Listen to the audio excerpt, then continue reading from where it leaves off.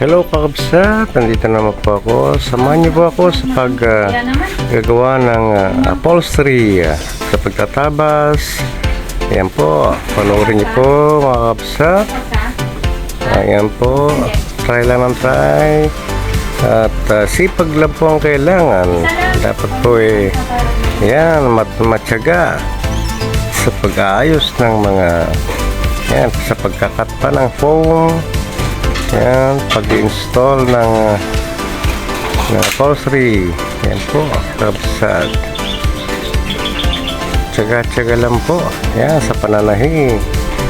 Yan, natapos ko na po yung maraming natapos ko mga iba.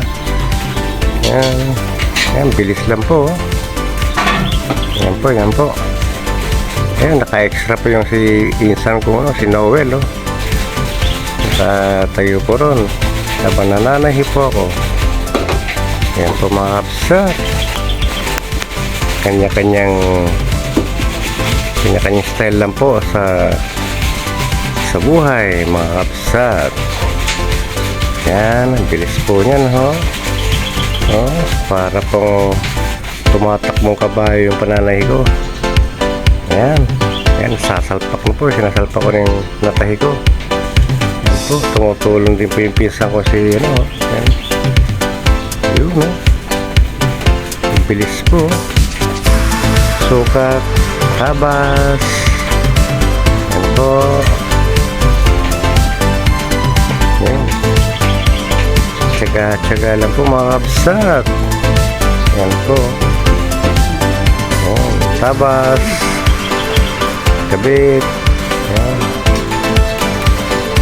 So, abangan nyo po mga followers, mga kapsat, mga next kong mga videos. Yan po. Mahirap po mag-edit.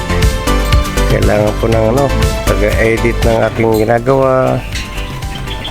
Kaya yan, pina-edit ko po sa anak ko na si Heli. Hello kakabsat. Aking mga ginagawa. Yan po mga kakabsat. Yan po finished product na ginawa ko sa araw na yan. Yan po mga kakabsat. Gawa ko po yan. Nagpapaalam na po. Upholstered by Bye-bye. Thank you. Tito Pilor Vlog.